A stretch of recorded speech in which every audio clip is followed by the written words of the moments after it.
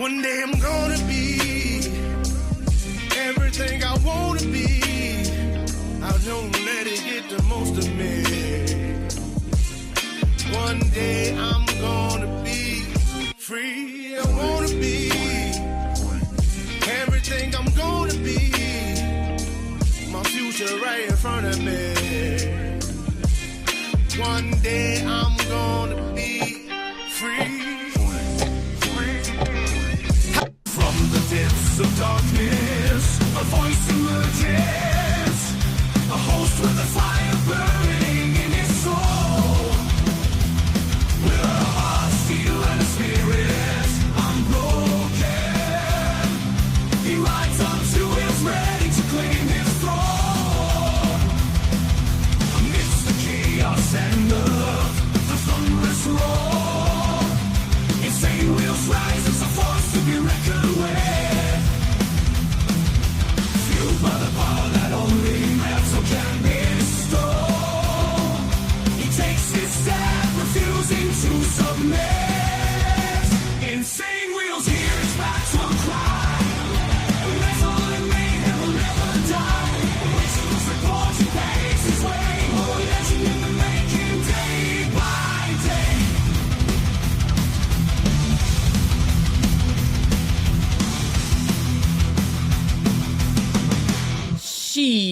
Well. It is TGI Friday. Thank God it is Friday, man. Much love, honor, respect to everybody. Hopefully everyone's enjoying their morning so far. I know, listen, if it's Friday for you, you're probably enjoying the day, you know what I mean, so far. You might be at work, though, so I guess it's not completely the weekend yet but hey, it's a good day. It's Friday.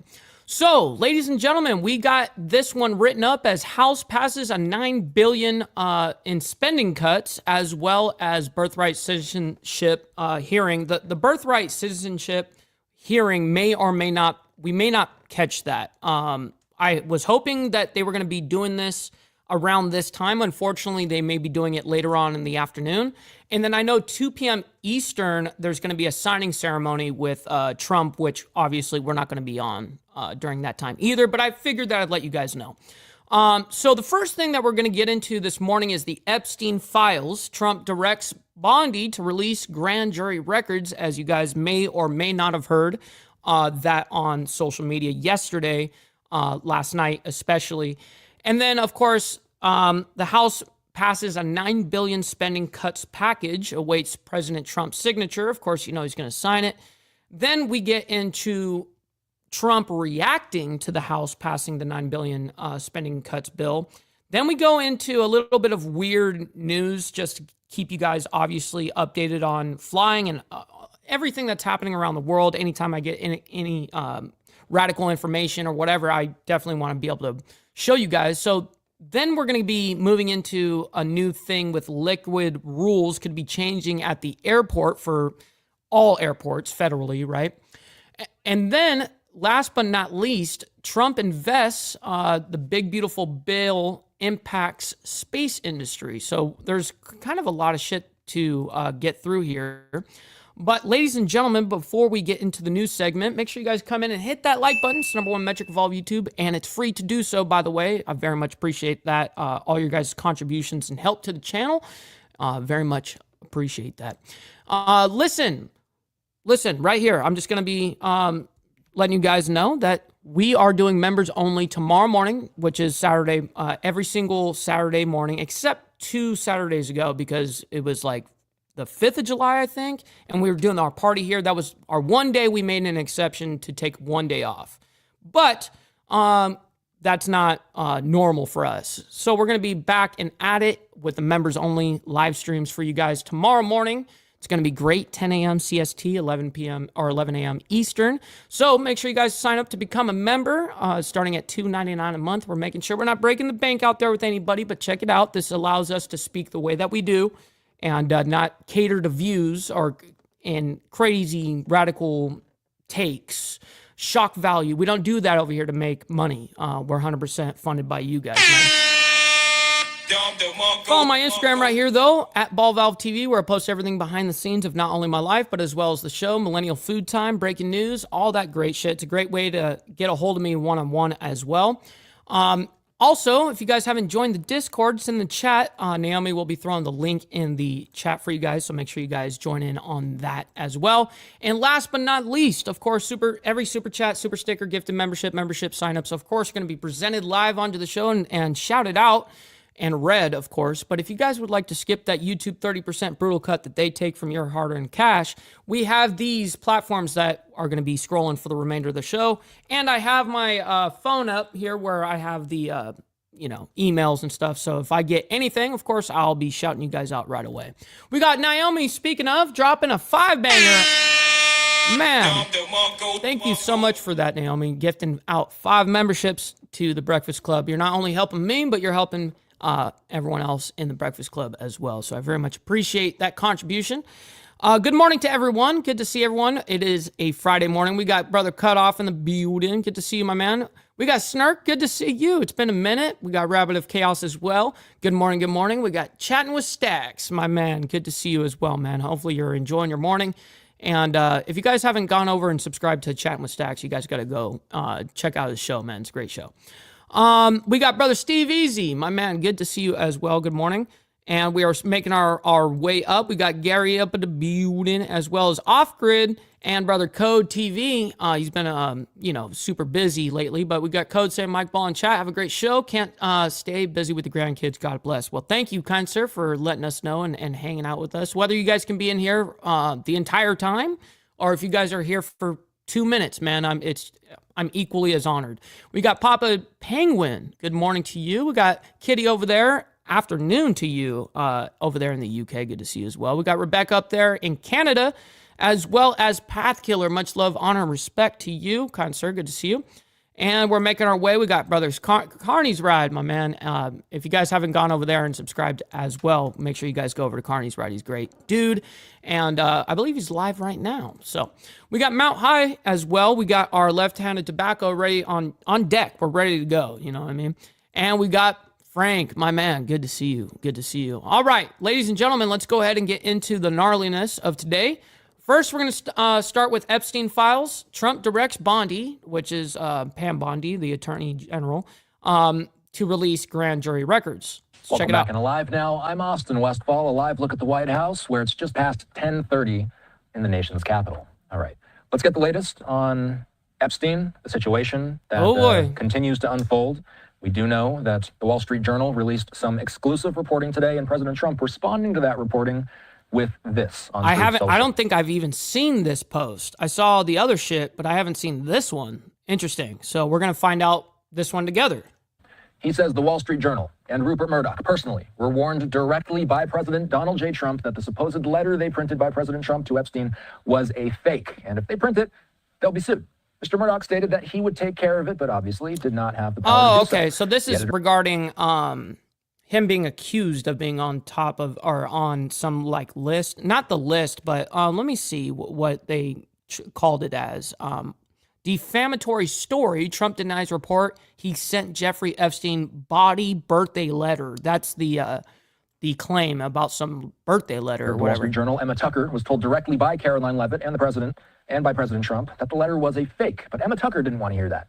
Instead, they're going with a false, malicious, and defamatory story anyway. President Trump will be suing the Wall Street Journal, News Corp, and Mr. Murdoch shortly. The press has to learn to be truthful and not rely on sources that probably don't even exist. Trump has already beaten George. That's true, homie. Everyone needs a little beer money. You know what I mean? That's fact. Very true. Appreciate that. Stephanopoulos, ABC, 60 Minutes, hit the CBS, like button, and others, appreciate and you looks guys. forward to suing and holding accountable the once great Wall Street Journal. It has truly turned out to be a disgusting and filthy rag, and writing defamatory lies like this shows their desperation to remain relevant. If there were any truth at all on the Epstein hoax as it pertains to President Trump, this information would have been revealed by Comey, Brennan, Crooked Hillary, and other radical left lunatics years ago. Good morning. We got Prez up at the building. So basically, this is him saying that this letter, this birthday letter, was fake. And it's an extensive post about a fake letter.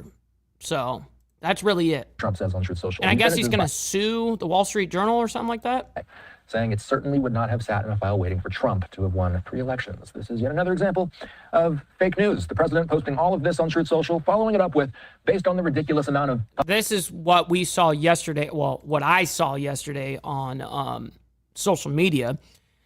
Donald Trump comes out on Truth Social saying, based on the ridiculous amount of publicity given to Jeffrey Epstein, I have asked Attorney General Pam Bondi to produce any and all pertinent grand jury testimony subject to court approval. This scam perpetrated by the Democrats should end right now. Well, I mean, the truth is the best thing you can do right now is be transparent. Just let it out. Who gives a shit, man? Publicity given to Jeffrey Epstein, I've asked Attorney General Pam Bondi to produce any and all pertinent grand jury testimony subject to court approval. This scam, perpetuated by the Democrats, should end right now, the president says. Pam Bondi then responding to that, saying, President Trump, we are ready to move the court tomorrow to unseal the grand jury. I did not see this. I guess they're going to go get those grand jury transcripts this morning. Transcripts. A lot to unpack here. Kalen Dees is here. He's with the Washington Examiner. Let's start from the beginning. Let's catch the evening audience up on everything that's happened today. What was that lengthy Truth Social post in response to? What did that bombshell Wall Street Journal report say? Thanks for having me on, Austin. Yeah, so essentially... We're not going to hear him go on through this whole thing, but I do want to get a little bit of his consensus before we move into the House passes this $9 billion spending cut. The Journal report was saying that there were a number of letters that were sent to Epstein related to well wishes. I believe it was around a birthday for Epstein, and it was, including Trump as one of the people that was sending these messages out to Epstein. And Trump immediately, from the gate, said that this is fake stuff. This isn't something that I would have signed on to. There's plenty of speculation out there about, people, coming to his defense saying, was it just something that he signed, things like that. But obviously, it's not a good look if it looks like, the president before, when he wasn't the president, was That's also very, very true there, Gary. Absolutely. His well wishes, even though we all know that Donald Trump disavowed Epstein eventually, whenever he began to have some ill feelings about him. So, yes, it's not a good look amid this talk, especially whenever we're seeing a lack of transparency from an administration that has... Right, and we've talked about that quite a few times this week regarding transparency with the government and its people, right? Allowed to release more files from the Epstein case for months and months, and to get that 2-page memo last week that said they're essentially done with the investigation and release of information. It's not necessarily... What does body mean? Trump wrote body letter to Epstein in 2003. That's what the Wall Street Journal had originally come out with, but I don't know what body means. I've never even heard that nomenclature. Good luck, although we see now that the president is going to file a lawsuit, or says he's going to file a lawsuit. So that's where it takes us now. He is going to file a lawsuit against Live Now's parent company, I should mention. This is what Attorney General Pam Bondi is saying. President Trump, we are ready to move the court. Real quick. That's one thing, Naomi, that I really like about Twitch is that you can actually gift a specific person a membership if you want, which is really cool. It's always been like that. Like, since that shit, I mean, dude, ever since I've been on there, which was basically from conception. But on there, you can particularly find whoever you want and then gift them the subscription or whatever. I wish YouTube could do that too, but they make it a lottery system. Real quick, we got Mark up in the building. Good to see you, my man. Appreciate you hanging out and letting us know body means slightly vulgar. I very much appreciate you letting us know that that's what that means, man. Very much appreciate that. Make sure you guys hit that like button. Let's get the likes up. Tomorrow to unseal the grand jury transcripts. Do we have any clarity, Kaylin, as to where this is headed? What could come of this? Yeah, so it's a great question, because if you go online right now, you're seeing a lot of people, a lot of influencers saying that this is Pam Bondi's move to release more Epstein files, which in effect, if you're reading the tweet as it stands, it looks like she's moving to release more files. But the question that really should pop out to everyone is, what exactly can they do to compel a court to do this? As we saw from Trump's post, he gave a lot of deference to the courts if they're willing and able to release some of these grand jury transcripts or testimony, as he put it. If they're able to? What does that mean? Of course they can give out the transcripts. What are you talking about? So the real question is, we haven't seen... What the court can deny the president and the attorney general of the United States the request of the transcripts? Get the fuck out of here, dude. The DOJ yet make a filing or a move to release some of these grand jury Real filings. quick, we got Glare 1% up in the building. Good to see you, my man. Hopefully you're enjoying your morning so far. It's not even clear. Friday, They didn't man. specify what case this is, although the assumption is that it's the closed criminal case for Jeffrey Epstein, closed after his death, as it was never able to go to a trial. So we're assuming that it's coming from something related to that case. But the real thing that is perplexing is that this is something that the DOJ could have done a long time ago if it wanted to. They could have already begun this process. So it's almost giving off the impression that this is something that they're just now deciding to do, even after they released the memo. And wow, that's actually kind of impressive in that regard. Made it seem I mean, the pressure's been on Trump. I told you guys. I mean, social media, the amount of pushback, the amount of publicity, as you guys see in Trump's Truth Social or whatever right there. He says, based on the ridiculous amount of publicity given to Jeffrey Epstein. See, and well, it's not Epstein really that we all care about the case, of course, but what people want is transparency, and that's what you ran on. So to hear you go back on your word, of course, you're going to get pushback from your main support, and now you got enough pushback that we at least get something. Well, hopefully it leads into the answers that the American public needs. like that they were done releasing information for now. So it's quite perplexing from that standpoint, because you would wonder why they didn't do this before. And again, just because the Attorney General is saying that she's going to follow Trump's lead in order to do this doesn't necessarily mean that tomorrow we're going to be getting unsealed filings. Though I will say it does come. Okay, real quick to answer Naomi here. She says, I don't understand how this weird XP thing works. It's kind of annoying.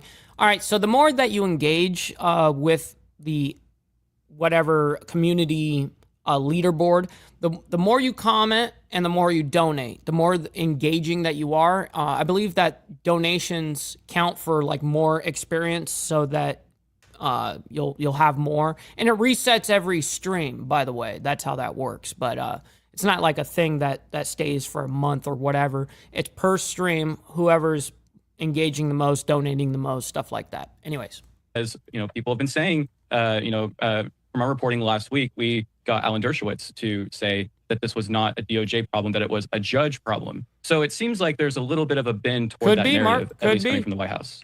Caitlin, this is what the VP is saying. He says, forgive my language, but this story is complete and utter BS. The Wall Street Journal should be ashamed for publishing it. Where is this letter? Would you be shocked to learn they never showed it to us before publishing it? Does anyone honestly believe this sounds like Donald Trump? Why are you gay? And what's kind of funny is VP Vance has been quite quiet on this whole Jeffrey Epstein thing, and I'm sure that that's smart of him to do, to just lay low on that bullshit. But it's ironic that as soon as the Wall Street Journal comes out with a false story, that's when he's ready to fire on him. You know what I mean? Real quick, we got Glare 1%er coming in with the 5 spot, saying, I think most politicians want this to just go away and are only going to give the bare minimum, give her the bare minimum. Just like JFK files, not that it's the right move. Yeah, well, I mean, I think you're right. I think this is the one thing, essentially, Jeffrey Epstein in this whole case. This is proof that the left and the right can go ahead and work together on something. And they both did their parts for a long time to not even bring this up, and they basically both agreed to that shit. So, hey, Glare, I very much appreciate you making it rain. Hell yeah, my man. Appreciate that. All right. Trump, I believe it continues. Yes. Doesn't it violate some rule of journalistic ethics to publish a letter like this without showing it to the victim of this hit piece? Well, the people who have bought into every hoax against President Trump show an ounce of skepticism before buying into this bizarre story. So we're getting reaction from President Trump, Attorney General Bondi, and VP Vance tonight. You've been this is going to be, you definitely know that not only did Jeffrey Epstein and this whole ordeal ruin the midterms for the Republicans, absolutely, definitely ruined the midterms, but also for Vance wanting to run in 2028, I'm sure that he knew, just like I've told you guys, every single politician is saying and doing whatever they can to get voted next time. That's what they're deciding each and everything they say, every time they do something like that. That's what they're doing it for, is to get reelected. And so Vance is trying to get,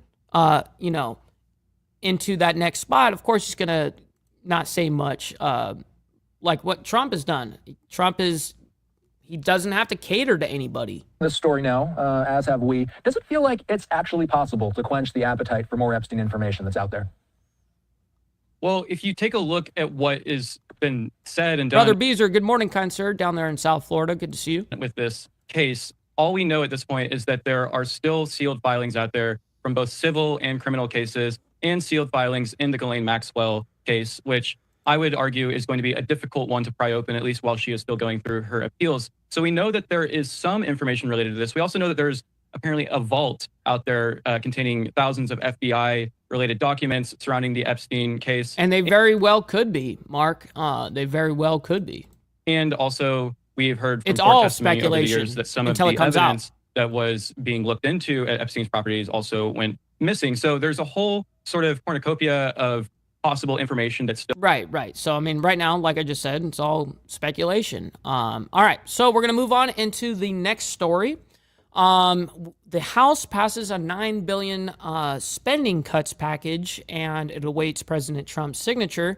And then right after this part, this is only 3.5 minutes, we'll be moving into Trump's take on the $9 billion spending cuts package. He will go ahead and give us that take. So anyways, let's go ahead and pop this up for you guys. Make sure we can present this properly. Boom. All right. Now, if you are just joining us on live now from Fox, we've been sharing this breaking news with you here. The House gave final approval to President Donald Trump's request to claw back about $9 billion for public broadcasting and foreign aid early today. Here is a statement there from House Speaker Mike Johnson. He says, President Trump and House Republicans promised fiscal responsibility and government efficiency. Today, we're once again delivering... Well, if the whole Epstein thing is a hoax, then why did he kill himself? You know what I mean? Like, that's a valid question. We got Frederick Frame up in the building as well. Good morning to you as well. Happy Friday to everybody. On that promise, this package eliminates $9 billion in unnecessary and wasteful spending at the State Department, USAID, and the Corporation for Public Broadcasting. The American people will no longer be forced to fund politically biased media and more than $8 billion in outrageous expenses overseas. While Republicans continue to deliver... Just like what he just said right there. Right there. The American people will no longer be forced to fund politically biased media and more than $8 billion in outrageous expenses overseas. Yes, this is including Israel and Ukraine. Absolutely. Accountability, restores fiscal discipline, and now, of course, are they going to stop any of that $8 billion going to? They're not even talking about Ukraine and Israel on purpose, because obviously those are two funnels that it's just going to happen. But I'm sure they're talking about some other fucking weird shit that we fund around the world, as we typically do. Taxpayer dollars. Democrats continue to defend waste, fraud, and abuse. Mr. Good morning. This isn't the end. It's the beginning. We Happy look Friday. forward to passing additional rescissions bills throughout the 119th Congress. And again, you are taking a live look right now at the United States Capitol. The vote marked the first time in decades that a president has successfully submitted such a rescissions request to Congress. And the White House suggested it won't be the last, as we just heard there from Speaker Johnson. Some Republicans were uncomfortable with the cuts, yet supported them anyway, wary of crossing President Trump or upsetting the agenda. The House passed the bill by a vote of 216 to 213. It's now going to President Trump for his signature. 216 to 213. 3 votes off. To give you both sides of the aisle here. What's up, GEG? Opponents voiced concerns not only about the programs targeted, but about Congress and its spending powers to the executive branch, as investments approved on a bipartisan basis were being canceled on party line votes. They said previous rescission efforts had at least some bipartisan buy-in and described the Republican package as unprecedented. No Democrats supported the measure when it passed the Senate 51 to 48. No Democrats. 0 Democrats. Of course. Early morning hours on Thursday, yesterday, final passage in the House was delayed for several hours as Republicans wrestled with the response to Democrats' push. You know what, Frank? I got to catch up. You're right. For a vote on the release of the Jeffrey Epstein files. Now, this package cancels about $1.1 billion for the Corporation for Public Broadcasting and nearly $8 billion for a variety of foreign aid programs, many designed to help countries where disease and political unrest endure. Right. And of course, they're not talking about the political unrest in Ukraine or Israel. We know that. The cancellation. And Steve is very right. Real quick, he did make a very good point. He says this is a bullshit win to keep the base in line. $9 billion ain't a drop in the bucket for us. Yes, that's right. I mean, we have seen aid packages go out for Israel, for instance, $5 billion, $8 billion at a time.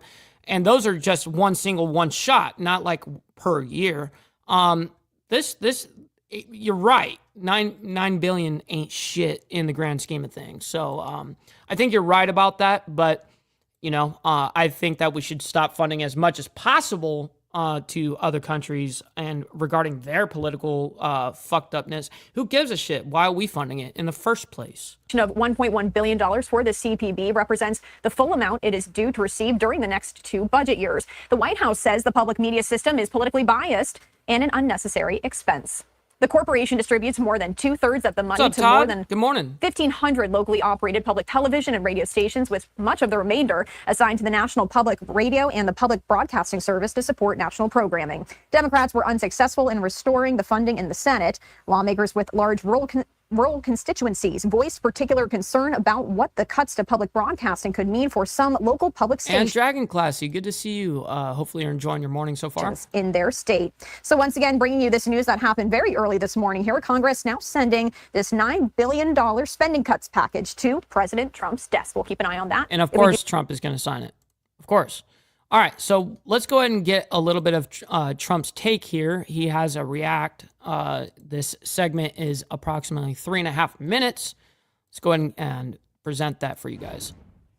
You're watching live now from Fox, and welcome back. I did want to take you out to the nation's capital as we've been following this news that did break a little bit earlier this morning. The House gave final approval to President Trump's request to claw back roughly $9 billion for public broadcasting and foreign aid. That Christopher Collins, good morning to you as well, kind sir, down there in lower Alabama. happened early this morning. We are hearing from President Trump. I did want to pull up this post here. He posted this to Truth Social just a short time ago. He says House approves $9 billion cuts package, including atrocious NPR and public broadcasting, where billions of dollars a year were wasted. Republicans have tried doing this for 40 years. Okay, well, if that was the case, then why didn't fucking Doge take that originally? If it was an outrageous spending, I mean, why didn't it just get cut? But maybe certain things do have to go through legislation. Sometimes. I mean, I get it, but why wasn't it just handled then? If it was just so wasted, why didn't Doge pick it up? Failed, but no more. This is big.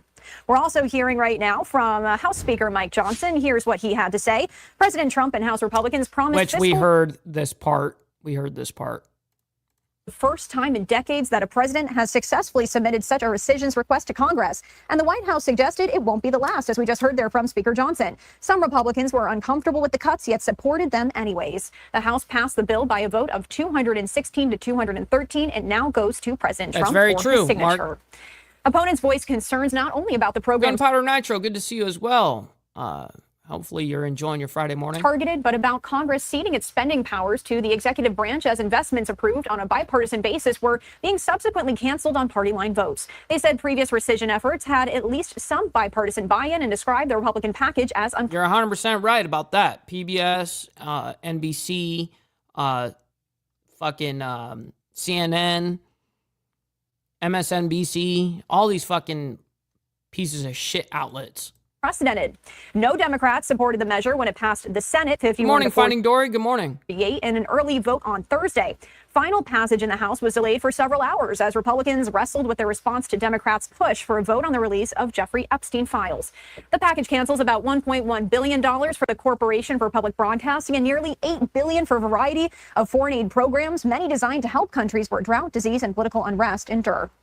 The cancellation of $1.1 billion for the CPB represents the full amount it is due to receive during the next 2 budget years. The White House says the public media system is politically biased and an unnecessary expense. The corporation distributes more than 2 Bro, I can only imagine. It's hot as fuck up here and humid as fuck, but I know that when I go down there, down to Orange Beach and Golden Shores or whatever, let me tell you, the last time I was there, it was last summer, and that shit was so humid. it was like double the humidity, and I thought that I was never going to experience any more humidity than I ever had here. But you guys down there, I can't even believe how fucking hot and sticky it gets down there. Of the money to more than 1,500 locally operated public television and radio stations, with much of the remainder radio and public broadcasting service to support national programming. Democrats were unsuccessful in restoring the funding in the Senate. Lawmakers with large rural constituencies voiced a particular concern about what the cuts to public broadcasting could mean for some local public stations in their state.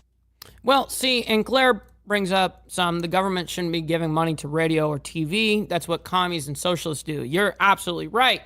This is exactly, some that I've spoken about, and I know that you've heard me say, the original intent of the media was to keep people in power in check. It's that transparency window. And it's unfortunate when the government realizes that and they go, well, we're just going to buy all that. We're going to control what comes out of there. And obviously, that's where you get your state media and your blah, blah, blah, your mainstream shit. The government all owns that shit. Anyways, we're going to be going and moving on up into one of the, let's see here. This is about flying. Liquid's rule could be the next airport security screening change. Security Secretary Kristi Noem said the agency is evaluating. If you guys are, flying anytime soon, this could be a little change for you. Evaluating changes to its liquid restrictions rule for airline carry-ons, a potential major shift in the TSA policy that's been in place since 2006 and a symbol of post-9/11 travel. Let's bring in Matthew Wiz Buckley, retired Navy fighter pilot, Top Gun graduate, former American Airlines pilot, and FedEx pilot. Thank you for joining us this morning, Wiz. We appreciate having you on again. Good morning. Thanks for having me. Of course. Well, can you start with where this all became a thing, this TSA rule? Oh, my God. We can hear, he's got AirPods on, and somehow, some way, we can still hear the feedback from Kristi speaking. Ain't that a bitch? That's why I told you guys, it looks like it. He's got it. I mean, I may be wrong here, but it looks like he's got AirPods on. If you got AirPods when you're on camera, dude, that's no. Of the liquids, we know this was after 9/11. Can you explain why this was put in place? I see them. In aviation, a lot of these government measures, when anything happens, it's kind of a knee-jerk reaction. So these things were put in place, obviously, after 9/11 because of what happened. But obviously, some of those folks used box cutters during those attacks. And then, obviously, the shoe bomber a couple years later tried to light his shoe on fire, and they believed they had explosive on there. So initially when these things happened, these were good procedures to put in place, but we're always fighting the last war, sadly, whether it's in I hope that you be safe out there. If it's 60-mile-per-hour wind, man, I wouldn't be advising you go out there, man. Hell no. But if you do go out there and ride, hopefully you ride safe, man. Pentagon, the TSA, or most areas of government, we're always looking at the last thing that already happened instead of looking into the future to try and prevent what could happen next. I really would love to hear your thoughts on these changes, because when we're flying as the passengers, we're thinking of our safety, but you're the ones flying the plane. So your safety, of course, is top of mind here as well. So when you're flying that plane, when you think about all these safety precautions that were in place with the liquids, which is still in place right now, but the shoe policy, what are your thoughts on these changes? I like that we don't have to take our shoes off anymore. Now, here's one thing, a fun fact about flying with me. I have an amputated leg, if you guys didn't know.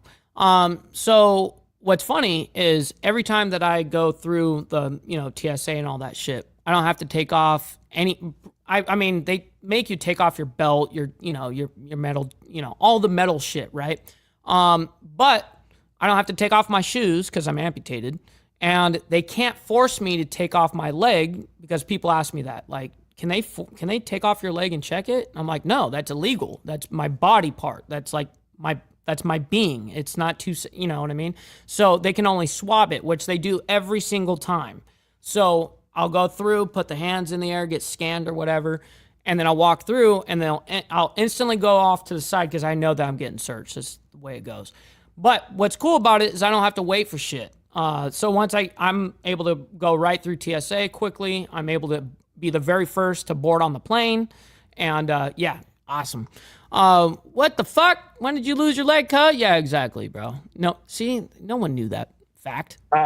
Well, they really didn't make aviation that much safer, to be brutally honest with you. And I'll tell you, I don't want to freak people out, but as an aviator sitting in the front of the airplane, let me tell you the things that I am thinking about. Drones. There are so many threats nowadays to civilian aircraft that, again, I don't want to keep people up at night before they go flying, but take a look at drone swarms. If you watch the president's security detail when he boarded Air Force One, you look at the perimeter. There are a lot of agents standing there with like tuba, like a high school kid's tuba case. Those are EV weapons to knock down drones. As we saw with Sully, Miracle on the Hudson with the flight that landed in the Hudson, both of his engines flamed out because of ingested a bunch of birds in both motors. Guess what's going to happen when a drone swarm launches in front of an airplane? So usually as a pilot, we're not too worried about who's in the back. God bless the folks on. Yeah, they're actually worried about what's in front of them. Yeah.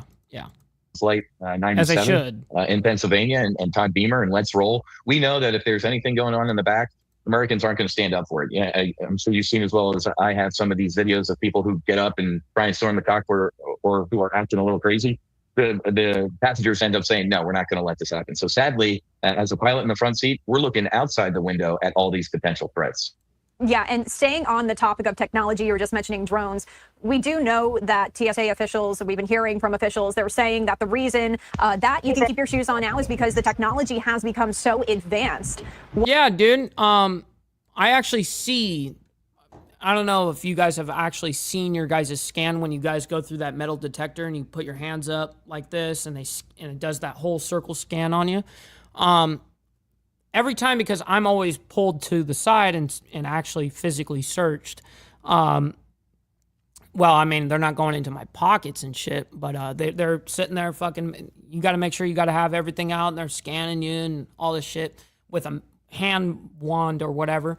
I've been able to see the screen, and it is crazy. It even shows my plastic. It shows everything. It shows like the plastic foot molding and everything, and it shows everything inside. It even kind of shows my leg from the. It can scan through the leg. It's crazy, man. The technology they have. So if we do have the technology, why are people still taking off their fucking shoes and holding up the TSA line? Fuck, man. What has changed in the TSA screening technology over the past several years to allow this to now become a thing that we can keep our shoes on when we go through Appreciate security? you being here. Good morning. Well, the standards have improved. And after 9/11, it was a little, again, knee-jerk reaction. I'm old enough to remember pre 9/11, the folks that were doing the screening. They didn't look, it was an entry-level job. And what did the TSA do? They ended up throwing a uniform on those people, unionizing them, paying them money. As airline pilots, we jokingly say that TSA stands for thousands standing around. Brother Hardwire, my man, good to see you. The good morning. Didn't improve, trust me. If anything, unionizing the TSA probably made things worse. But the technology improved. You can see those scanners and the sniffers. And if you're walking around the airport, you'll also see a lot of dogs too. That say, sadly, I'm a dog lover. They say, do not pet, right? They have these dogs walking around. They're sniffing for explosives too. So our infrastructure. I'll tell you one thing. If I did have an 8-ball in my shoe, it would absolutely get fucking picked up. I'm telling you, the scan is insane. You can see like every fucking thing, and it's true. I've seen it myself, so that's the whole reason why they're able to drop that hold. That was in the Triple B actually. It was in the Big Beautiful Bill, I believe. That is what allowed TSA. They lighten up on TSA a little bit with the shoes. Anyways, we're gonna move on. Trump invests, quote, Big Beautiful Bill impacts space industry. All right, so let's go ahead and present this for you guys. And bam. We're going to be joined by Florida Senator Ashley Moody. She did introduce a major victory, that's what she's calling it, for Florida's Space Coast, saying new legislation passed earlier this month will make spaceport bonds eligible for tax-exempt private activity bonds. The tax-exempt status for spaceport bonds is a significant development for Florida, enabling new investments and fostering innovation in the state's space industry. The law, the Secure U.S. Leadership in Space Act, was recently signed as part of the One Big Beautiful Bill Act. She joins us live right now here on Live Now from Fox. Senator, great to have you. Great to chat with you again. Thanks for joining us. Of course. Happy Friday. Happy Friday, right? We're excited here. All right. Well, I do want to dive right into this. I know you're very passionate about space, obviously. Oh, shit. Gary, did that just happen? He says 3 sheriff's deputies killed in an explosion at LA Sheriff's facility. Wow, I'm going to have to look into that right now. In Florida, we chatted just about a couple months ago. What's up, Bill Castle, my man? Good morning to you as well. Happy Friday over there in Washington State. Cape Canaveral Act, when you introduced that. But tell us a little bit about this new legislation and what it means to you, Gary. why you were so excited about this. I'm going to look it up right now. Yeah, thanks so much for inviting me on. And, you know, really in Florida, this is one of our biggest prides. We have played such a role in U.S. space accomplishments, in the world's space accomplishments. So this Kennedy Space Center, as you know, is very well known throughout Florida and throughout the United States. We have a group there that tries to develop that area and make sure we're bringing investment into that area, because the Kennedy Space Center and Florida Space Coast specifically is responsible for so many of the launches that happen, not just here in the United States. Of course, the Space Coast makes up more than all of the United States launches into space. If you took all of the other spaceports in the United States and combined them, we would still have more launches out of the Florida Space Coast. But we also have about 40% of the world's launches. So much of the activity and the accomplishments in space happen right in Florida. And so making sure we could keep the investment into that area was incredibly important. And they've been trying to get this done for a long time. And I was so excited recently when we were able to deliver, and this bipartisan effort came to fruition. And now spaceports, in terms of bond investments, will be treated just like our airports and seaports. Senator, let's talk about that just a little bit more there, because you've said the law will lower the cost of financing spaceport development and related infrastructure projects, making it more attractive for private investors. All right, real quick. This is breaking news right now. We're going to go ahead and bring this up. I have it. Gary let us know that there is breaking news in Los Angeles right now. So 3 deputies killed in East Los Angeles training facility blast. Holy shit. All right, let's go ahead and get this guy. I found him, and we'll see if this guy's like some sort of analyst. It looks like he is. Right near these trucks. There was some kind of an explosion. It was mobile units here. Folks may recall in 2023 there was a mobile shooting range that caught fire during a training exercise, and 2 deputies were seriously injured. One later died from his injuries, Deputy Freddie Flores. That was in 2023. We don't know if these units are also related or used in a similar fashion. Whoa, look at that. But from what you're reporting to us, this explosion occurred near these sort of semi-trucks down here. And I don't know. Dude, this is crazy. 3 cops in one incident. Anything at all to do with this. Eric Spillman has told us that the arson and explosives. This guy has terrible takes already, dude. Related to what happened here, or that it occurred in an area where those folks train. No way. So, is that really the truth? You know, we're just Blair, or are you pulling my leg? What we can, and being as conservative as possible in the reporting of it, because we don't, because to your point, Rich, of the sensitivity of what we are reporting, and we certainly don't want to show. Good morning, get some. Good morning. Identify any of these folks, so that their family members don't learn of this from us. They need to learn from the official channels as to what has happened to their loved one, not from us. So we appreciate your sensitivity in what you're showing, but we do need to show this. This gives you a sense of the explosive impact of whatever happened. We don't know if they use live fire. So they don't know? Situations. We know that the Sheriff's Enforcement Bureau certainly uses flashbang grenades. Oh yeah, what kind of explosives were they working on? At times, I don't know enough about their training to know if they use actual explosives when they're training their deputies as to how to disarm. Using bombs. These explosive devices that they encounter. That's true, Blair. Frequently in their job.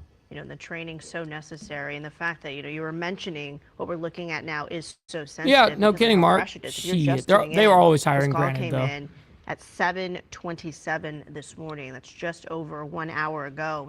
We got confirmation within that hour from the public information officer that 3 deputies have been killed in that LASD What's up, training Extra Surprise? facility Good morning. explosion that possibly happened. Reports are saying in the gymnasium, which is somewhere in this greater East LA area where this facility is. We're working to get information. Can we check back in with Annie Rose Ramos? She's on the ground now, giving us a different perspective. Annie Rose, at last check, employees who were trying to get to work this morning were told to drive away, to leave the facility. What else are you seeing no this shit. morning?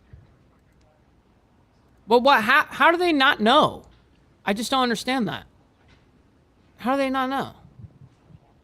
Megan, Frank, we are This is here strange. again off of Northeastern Avenue and Sheriff's Road. This intersection is where we arrived about 20 minutes ago. I'm going to pull aside because take a look at here. The Los Angeles Police Department bomb squad arriving right now it's never too soon. to this area. Now, when we got here about 20 minutes ago, I can tell you this street that you were looking at was completely full of employees who were leaving the scene. I walked up to one of the cars and asked what was going on. He said, I work here. I'm part of the maintenance crew. I work on the sheriff's deputies' cars, and we were all asked to leave immediately. Now, I walked up to some of the deputies who you can see are working traffic control here right in the middle of this intersection. I said, what is going on? Can we go any further? What's up, Bob? They said, Good morning. This is still very active, ongoing scene. You need to stop right here. This is as far as we are going to let you go. Since we've arrived here, we have seen multiple LA County Fire Department vehicles racing in at a very high speed, rushing into this facility. We've also seen many deputies' cars come into this area. Now, as we've seen those slew of employees leaving this area because they were told to leave immediately, I spoke to one woman about that explosion that we are hearing reports, unconfirmed yet, but still we are hearing reports that happened right around 7:30 when that call came in that led What's up, to Martin? the Good death morning. of 3 Happy sheriff's Friday. deputies. One of the employees who was coming out said the explosion felt like a bomb. She said the ground shook. She thought it was an earthquake, walked outside to find out that this was something that had gone horribly wrong. Now, from another So if you guys are just tuning in right now, this is breaking news. 3 deputies were killed in East Los Angeles training facility. There was a blast, and they haven't come out with an actual reason as to why this has happened yet. They just know that there was some sort of explosion. Some lady that was nearby had basically stated that she felt the ground shake, like kind of like an earthquake or whatever. But yeah, this is breaking news right now. hazardous, potentially very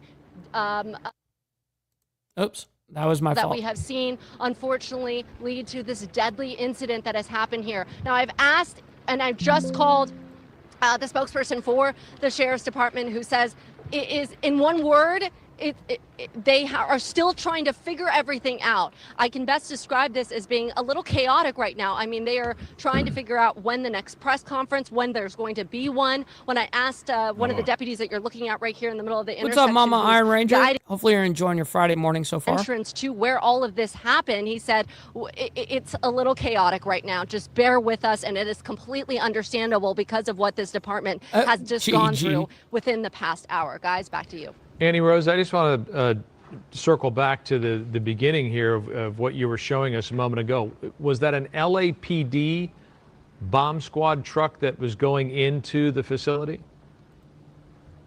Correct. You saw that massive truck turning a left onto Sheriff's Road. Well, yeah, they got to go do their fucking job now. Real quick, you guys don't have to like the craziness that's happening around the world, but you guys can hit the like button for me and my takes. It's absolutely free to do so, and I very much appreciate your guys' laborious work on hitting that like button. To the entrance to where we believe this took place. And yes, that was an LAPD bomb squad. You could see it written on the side of it. Vehicle going in. So would lead a good indication of what may have happened here when that call came in right around 7:27 earlier this morning. All right, we're going to take that bit of information and head back up to Rich Prickett. It could. In Sky 5 That's what I'm thinking. Rich, it is. We saw the LAPD truck rolling onto the campus there. I don't know. It's the training facility. Whether you can actually see it or not, or if you were able to witness it rolling in. But have you seen that truck appear in the scene yet? I have not, Frank, but I can certainly take a look around here in just a moment. What I was concentrating on at this point was right here in this section of the parking lot near the Special Unit Dispatch headquarters here in and training center. Now, when we had moved away from the shot, I was able to get a little tighter angle as to the area where we saw possibly 3 bodies that lay in the parking lot here. There is a sheriff's bomb squad truck that's right in the center of the picture. That's Big tent. usually is stored or parked underneath this covered area here, and there's actually a part of the cover that has been ripped open, and a bomb squad truck that is open with a ramp that comes down from it, and it looked to be maybe some sort of residue or debris that surrounds the pickup or the bomb squad truck. I might have seen one of those small little deployable robots that go up to that you would see usually go to check out an explosive when they're investigating, and that's what we have seen at this point. That I think that we have narrowed it down to the incident happening here in the parking lot near this cluster of trucks. One of those being, some of these being hazmat vehicles, others being part of the bomb squad for the sheriff's department, and that's where we have seen the shattered. Right in the vicinity is where we saw the other sheriff squad car with the broken glass and a backpack that's on the ground here, and what appears to be 3 people that are draped under. You know, I didn't know that there was a specific place like this in East Los Angeles. I've actually never seen this grounds before, so I have no idea how long they've been using this grounds for. With a hole.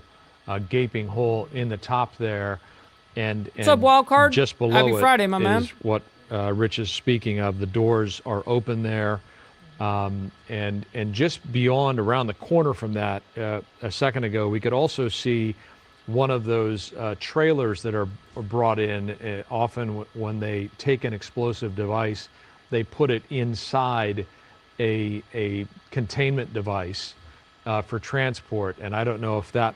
I believe that's what was sort of at the tail end of that tent. But obviously we don't know which one of these vehicles came into play, but based on Rich's reporting. Yeah, if you guys see right here, not only is the tent below this ripped, but that's exactly right across where you see the back of one of the cruisers, where you saw the shattered glass on the ground. You can see the glass on the ground down here. And you saw the explosion kind of impacted from this way. And it looks like it blew upward and blew out this way. And I guess it took out 3 of their deputies. The visuals. Let me skip to current right this second. But that, at the moment, appears not to be possible based on the way they are spread about here at this particular moment. An active evacuation with the folks who were trying to come to work. Annie Rose Ramos was telling us there was a long line of people in vehicles told to get out immediately. And so that's where it stands right now. That LAPD bomb squad truck has at least entered the campus and there, I believe it's right to your left top. Your top left there against the wall, Rich. I believe that's the LAPD. If you keep panning, yeah, there you go, right in the middle of your screen now. Yeah, that's the Los Angeles Police Department bomb squad unit. And so they're preparing to deploy in some manner, or at least they're there to assist. I'm not sure who would coordinate in a situation like this. I suspect the Sheriff's Department would either call in for assistance, or the LAPD may have just volunteered their assistance and may be on standby. It's not clear how they will be employed in this situation, but they are at least there standing by at the Sheriff's Department.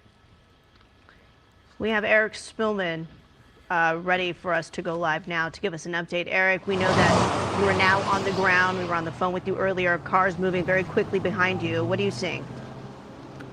Yeah, it's a little loud. Yeah, I mean, we're seeing a lot of unmarked vehicles with their sirens What happened to condenser microphones, bro? As they go up the hill to this... We can hear everything else but dude. We understand, it's called the Biscalou Center, and it's the headquarters of Sheriff's Arson Explosives Detail. And the 3 deputies who we understand were killed in this explosion were a part of that arson explosives detail. At least that's the information I'm getting from sources inside the Sheriff's Department. What does this particular unit do?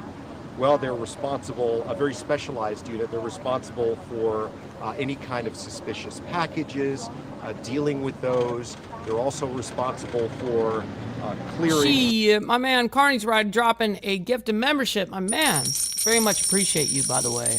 Thank you for helping out the Breakfast Club that way.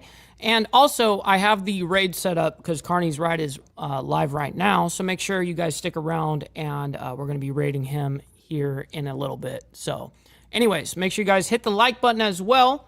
You guys don't have to like the craziness that's happening around the world, but you guys can like it for me and my takes. Sports venues, when there are big events. Thank you, Carney. If there is Brother Slim, good bomb morning. Discovered somewhere, this is the unit that is called in. And so it's part of their training to disable explosives. This is what they train, or how they train. It is not known exactly what happened this morning, whether there was a training That's exercise a big W right there. that involved explosives that somehow went wrong. We don't have that information. We don't know exactly what happened this morning. But if that is the case, my source inside the Sheriff's Department says this would be the first time that there has ever been a training exercise within the Sheriff's Department that has resulted in a death. And again, it's hard to sort of describe what this loss means within the LA County Sheriff's Department. 3 deputies' lives lost in one day. It is a huge and horrific situation for the entire department.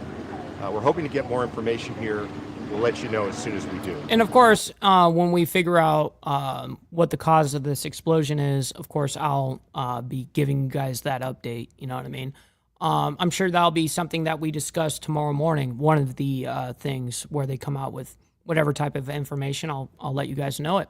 We got Brother Lee Lance as well, by the way, saying, what's up, chat? Much love, honor, and respect. My man, good to see you. Hopefully you're enjoying your Friday morning so far. Very much appreciate all of you guys coming in and hanging out with me, by the way. And listen, I very much appreciate every single one of you guys for making these shows happen. Tomorrow morning, Saturday morning, 10 a.m. CST, 11 a.m. Eastern, we have members only live stream, man. We go crazy in there, man. It's pretty much where we can go uncensored, go crazy in there. And we usually talk about either some crazy 304 action, or we do like stuff like craziest police body cam footage, stuff like that. We do all sorts of great stuff. So make sure you guys stick around for that tomorrow. It's going to be a great-ass time.